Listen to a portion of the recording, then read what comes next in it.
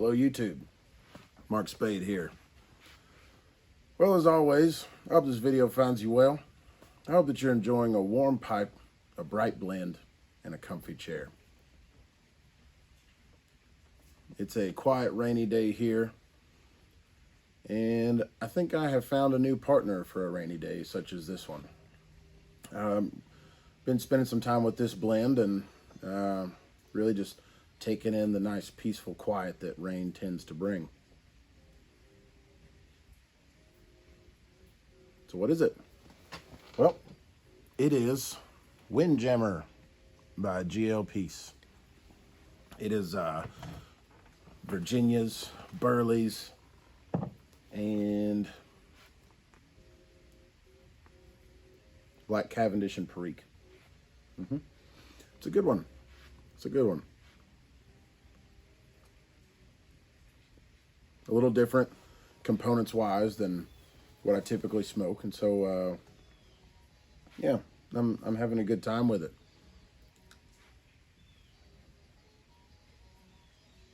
So today's video is about something that has it's been quite frustrating to me over the last few years.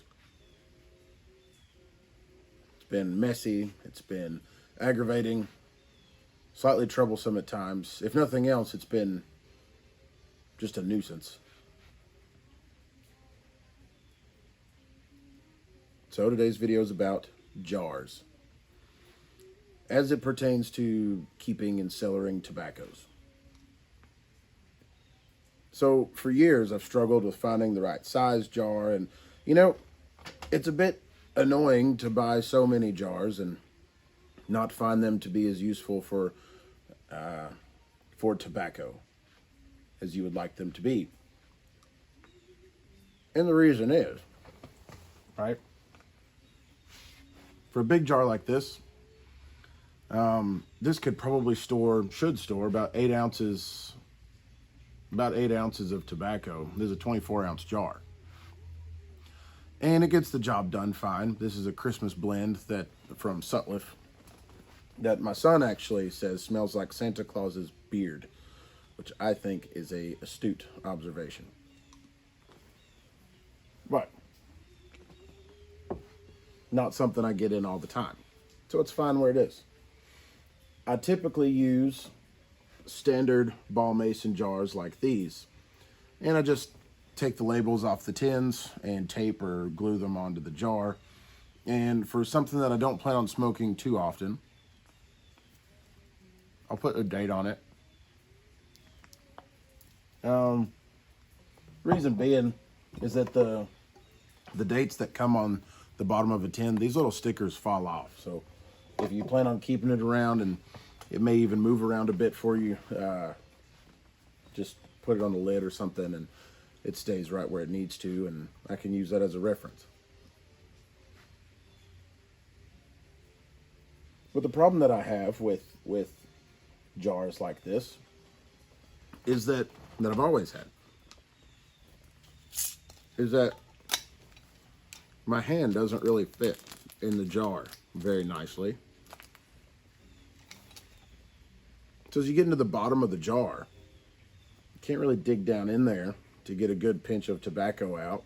So I end up trying to dump it out on either a table or into the lid, something like that. I end up just making a big mess. Now maybe you're a bit more gifted in the fine motor skills than I am, but for me it's just all around problematic, and I think really treads upon my pipe smoking.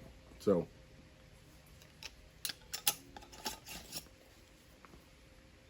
what I found that works very nicely, I just showed it to you, Windjammer's in it. A 1/2 pint wide mouth mason jar. Again, I just cut the label off and glue it to the lid. And 2 ounces fits just fine. I'll show you. Right to the top. No wasted space, you know, and stores it quite perfectly. So what I'm doing now is I cut off a label of the tin, glue it to the front, cut off another 10, glue it to the top, and then I also include the description on the back. That way, if I get a little fuzzy on what's in a blend, I can just look at it. It's just like what you get on a tin. Now, why 2 ounces? I typically buy my tobacco in 2-ounce tins because I have found that 8 and 16 ounces is a little excessive for having a blend readily available anyway. It's good for hoarding up bulk. You know, if you're trying to store pounds of it at a time, or you're trying to age large quantities, then that's great. Just leave it in the tin, let it sit there, or get a bigger jar and put it in. But for daily consumption, a smaller 2-ounce jar, or this is a half pint, but 2 ounces of tobacco fits in this jar perfectly. It's just what I need. So,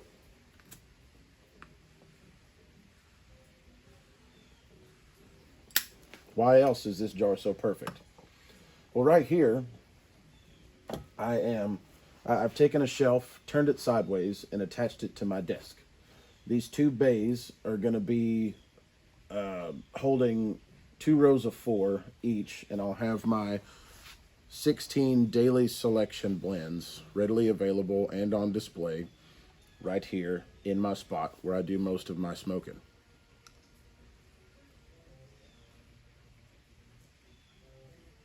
The cabinet that I'm building, which I'm not ready to show you yet, I know I keep talking about it, but not yet. It's just going to be for long-term storage of tobaccos.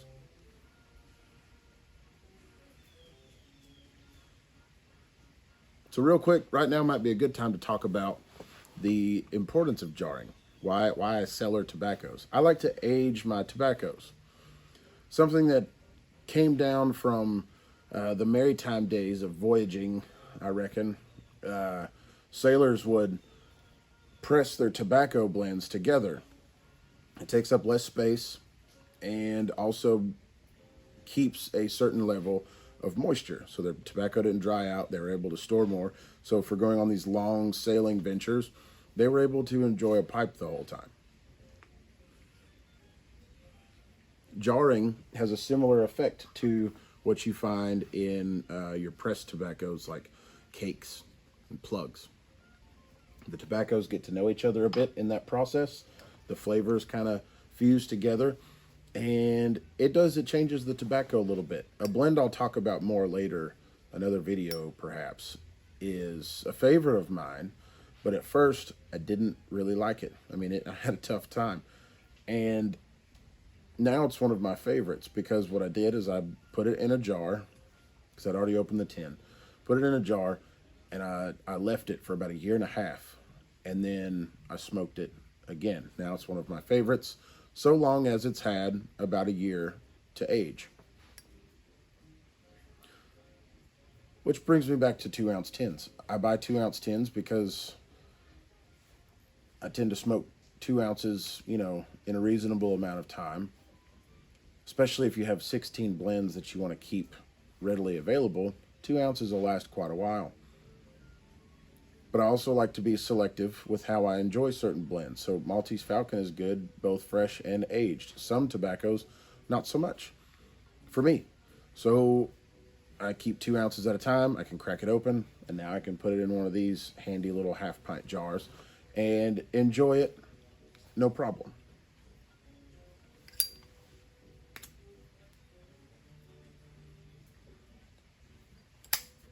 Now, some of you probably know this already, but one thing that I think is important for the YouTube pipe community is that we share the information that we have. We share our experiences with newer pipe smokers and each other. We can learn things about the hobby, something that we so much enjoy. But since it is more of a solitary hobby, some of the information is a little bit harder to find. So even just finding the right size of jar can be a bit frustrating for a newer pipe smoker. Again, I struggled with it for years. So that's what this video is really about.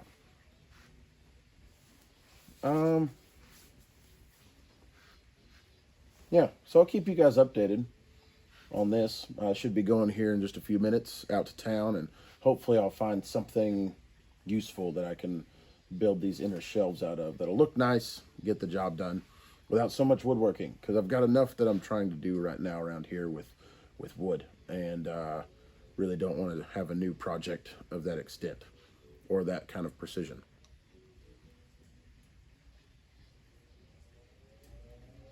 So, something I've appreciated and I hope that we keep doing, get down in that comment section, ask questions, share your information, right? It's been so much fun for me talking to some of y'all and hearing about what you do, because it gives me things to consider, new things to consider with something I've been doing for quite a while.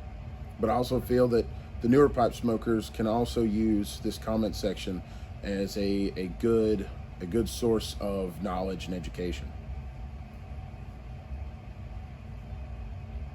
This isn't a hobby that we should be guarding. This is a hobby that we should be sharing, and hopefully bringing in more people, more folks that want to pick it up, giving them the resources to do that and to really get the most out of their experience right off the bat. So, sell your tobaccos. Keep them in jars to keep them fresh. And yeah, do a little DIY. Make it what you need it to be.